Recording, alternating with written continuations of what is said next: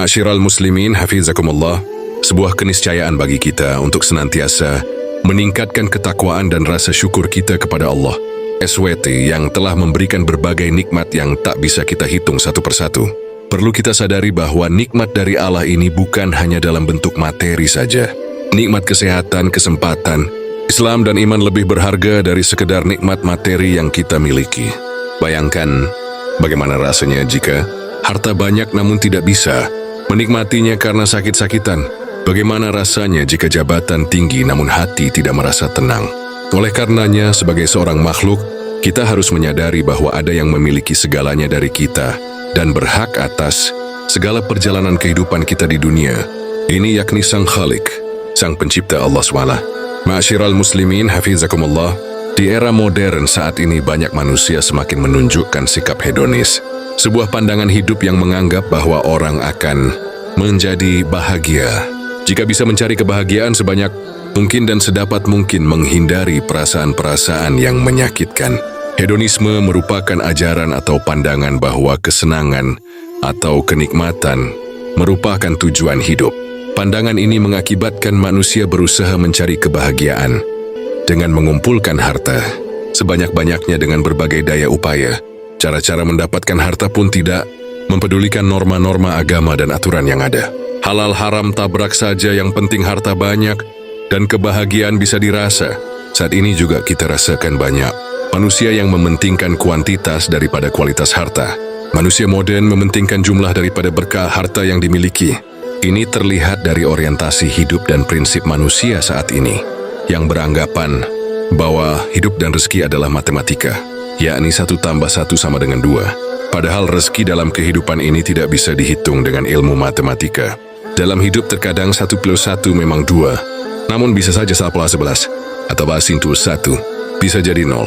Banyak yang bermodal besar tapi tidak mendapat untung besar dalam usaha. Sementara banyak yang usaha kecil tapi rezeki terus mengalir. Itu adalah rahasia Allah Subhanahu wa Ta'ala. Banyak kita lihat orang bekerja, pergi pagi, pulang sore, peras keringat, banting tulang, sampai-sampai berani meninggalkan salat dan ibadah wajib lainnya. Namun kehidupan ekonominya begitu-begitu saja.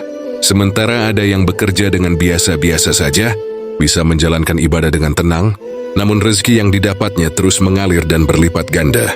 Ini menjadi renungan kita bersama bahwa Allah Subhanahu wa Ta'ala telah memberikan rezeki berupa harta kepada masing-masing manusia. Rezeki manusia tak akan tertukar dengan rezeki orang lain. Yang terpenting dari kita adalah harus terus berusaha dengan baik, seraya berdoa dan menyadari bahwa Allah telah membagi rezeki kepada orang-orang yang dikehendaki. Allah Ta'ala berfirman dalam surat Ali Imran ayat 37, sesungguhnya Allah memberi rezeki kepada siapa saja yang dikehendakinya tanpa batas. Masyiral muslimin hafizakumullah, segala hal terkait dengan rezeki yang sudah didapatkan haruslah kita syukuri. Dengan syukur, kita tidak lagi selalu menghitung-hitung jumlah harta yang kita miliki. Harta adalah wasilah, lantaran saja untuk kita bisa beribadah dengan tenang kepada Allah. Karena perlu dicatat dan diingat bahwa tugas utama kita hidup di dunia ini adalah memang untuk beribadah, menyembah Allah Subhanahu wa Ta'ala sebagaimana termaktub dalam Al-Quran surat Az-Zariyat ayat 5, dan aku tidak menciptakan jin dan manusia melainkan supaya mereka beribadah kepadaku. Syukur ini akan membawa kita tenang dalam menghadapi kerasnya kehidupan dunia. Walau sedikit harta yang dimiliki, jika kita bersyukur, kita akan hidup dengan tenang bersama keluarga.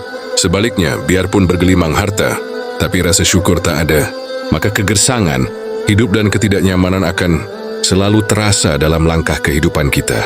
Syukur akan membuahkan hasil yang manis, karena dengan bersyukur Allah akan menambahkan nikmat yang telah diberikan kepada kita.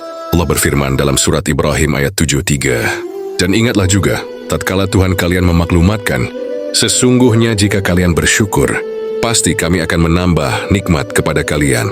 Dan jika kalian mengingkari nikmatku, maka sesungguhnya azabku sangat pedih. Banyak di zaman sekarang ini orang yang hanya memikirkan jumlah gaji pekerjaan yang ia lakukan.